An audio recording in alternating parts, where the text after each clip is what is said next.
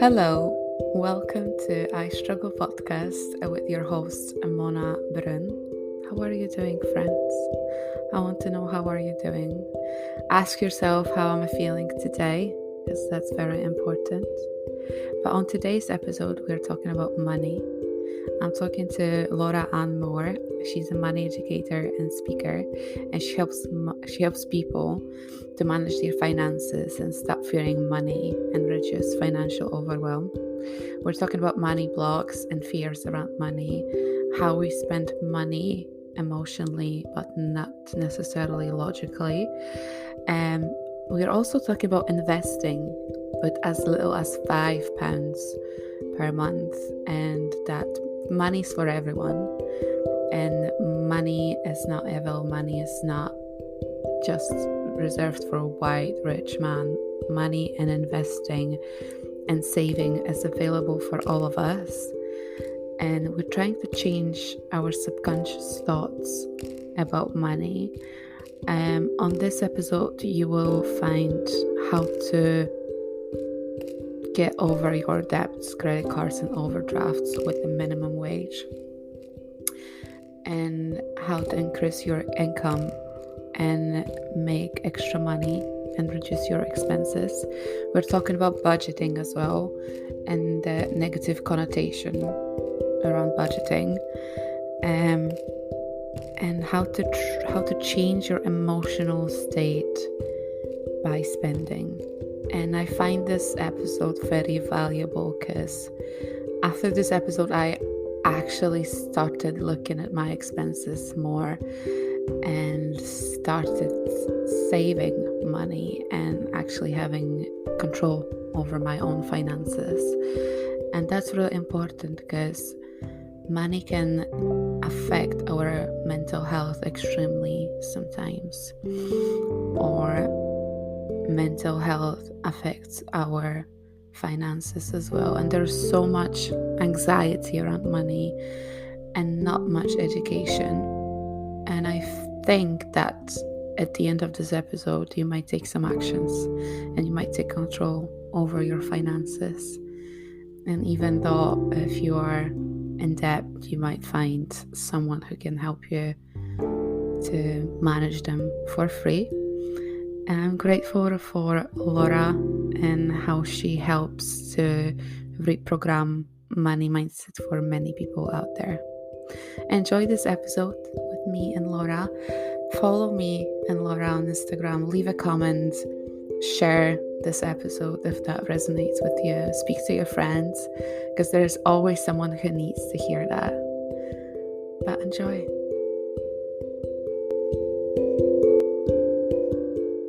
Laura, can you please tell me a little bit about yourself and what you're doing? Yeah, of course. So I am a money and mindset coach, and like a personal finance sort of speaker and educator. So I talk about money online, basically, in a really fun, judgment-free, jargon-free way, in the aim to help people kind of take control a little bit and not fear money so much, and actually feel like they can, I guess, manage money in the best way for them to build wealth and reduce financial overwhelm and stuff like that. So it's kind of, I run a blog, I run an Instagram, a TikTok, a YouTube, all the platforms, teaching people about money and just, like I say, talking about it in a really fun, relatable way. Nice. Have you always been good at saving money and having money, or it just happened on your way?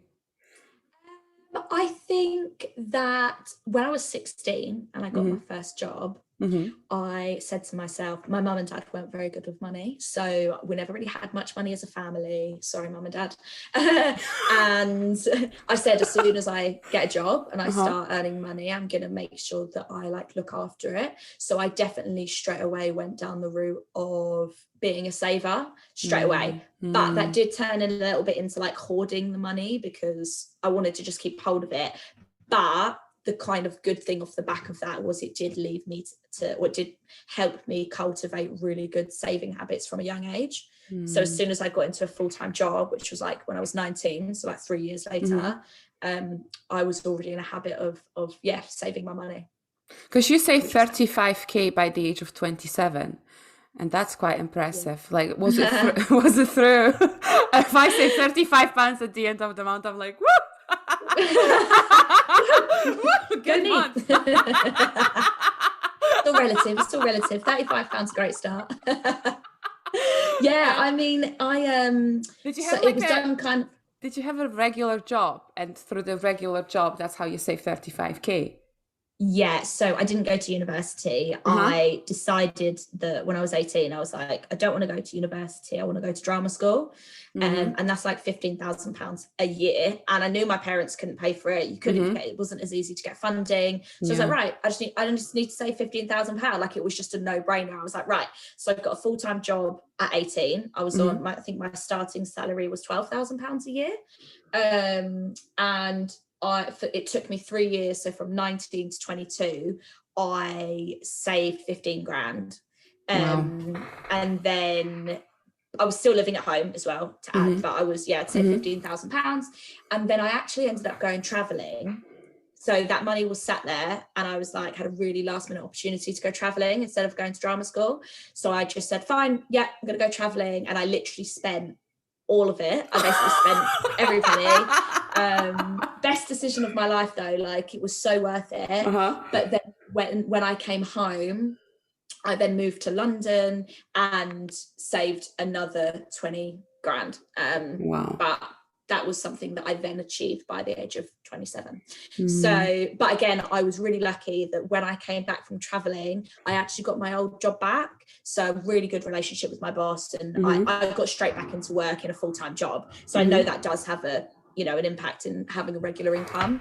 But yeah, so that by the time I was 27, it amounted to about 35K. Wow, that's very impressive. How can we start working around like money mindset and stop fearing money? Because I think that usually I do sabotage myself, when I want to hit the goal. I'm like, I'm gonna save, let's say, £100 a month, and then I have that, emotions, and I'm like, I do emotional buying. So I buy something based on my emotions because I feel sad or happy, or I see something online. I'm like, okay, I'm going to buy it. I can save next month. It's not a big deal.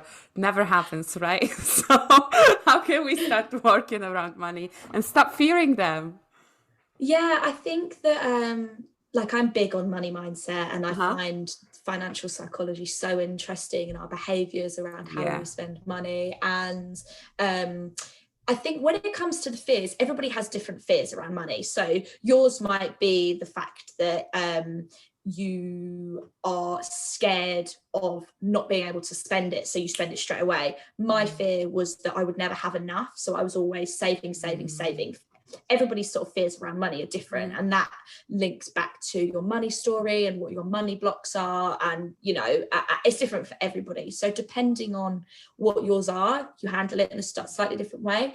But I think that the first step is uncovering what those fears are. It's about figuring out what is it that is holding you back.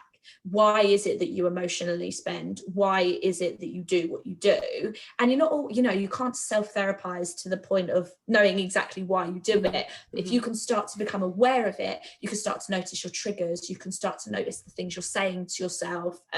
So if we use me as an example, I was really scared to spend money. So that's handy because I had loads in savings, but taking traveling out of it, because obviously that was the sort of second lump of money, I was scared to spend any of it, investing in myself and in courses and in things that were going to bring me joy. And I had to learn that money is replaceable, and that if I save it and I've got goals and I'm working towards things, I can make that money back. So it was about me understanding what my fear was and what my trigger was. So with emotional spending, usually it's a trigger, like you say, you're feeling bored, you're feeling sad, feeling lonely, whatever that is. And the quicker that you can uncover why you spend or do what you do, the quicker you can kind of put systems in place to not do those things anymore. And a lot of it does stem back to your mindset and how you feel about money, which is where the mindset sort of work comes in. Do you think that our like money mindset is rooted in our childhood? So seeing us like how our parents spent money, how they dealt with money. Because my mom was never good with money. She was never good with finances. And I can't remember her like having a budget or like knowing what she's spending money for. So do you think that it's rooted there?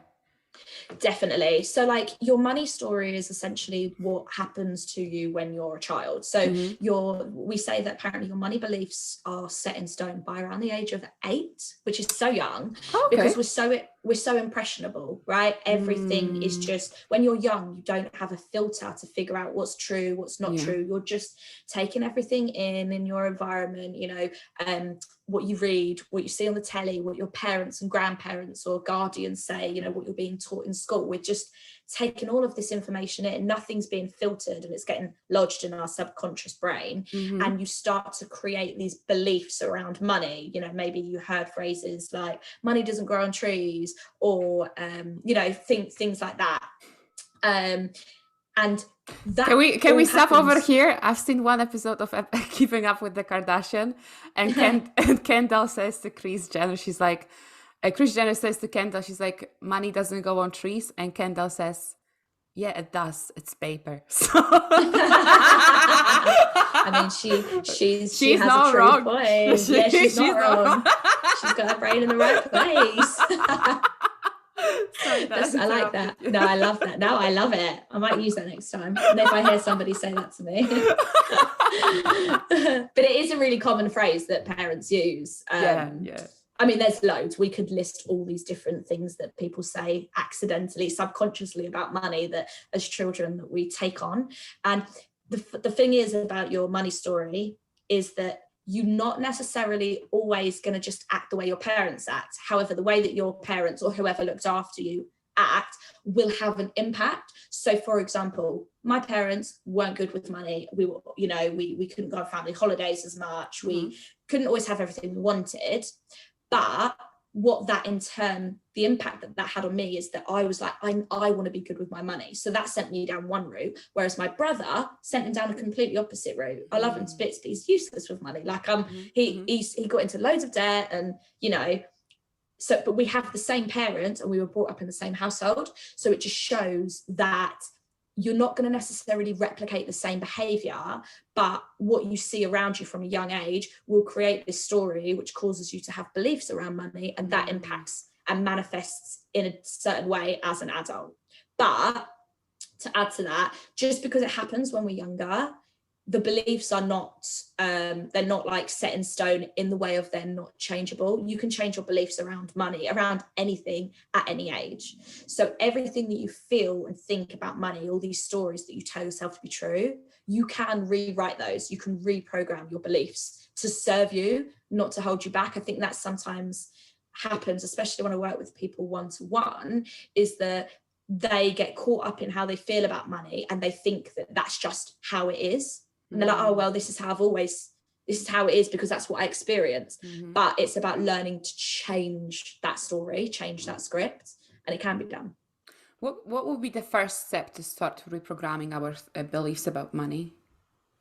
I think that once you've become aware of it, so you're aware, understand what it is that you think that you feel about money. So is it that you think that you have to work hard to make money? Is it you think that money makes people evil?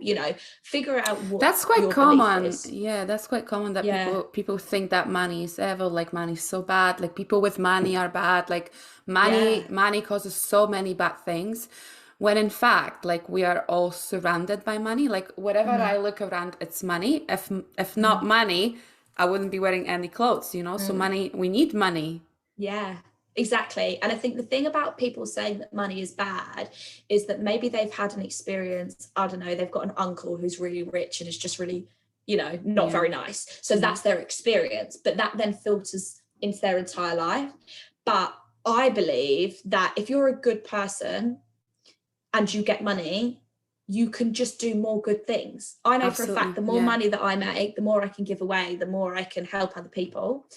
And there's this societal belief, especially with women, that if you're aiming for making more money, that you're greedy, or that, you know, you're a bit crude, especially in the UK. Like, it's like really, you know, you shouldn't talk about money. But that just holds us back. Like, I honestly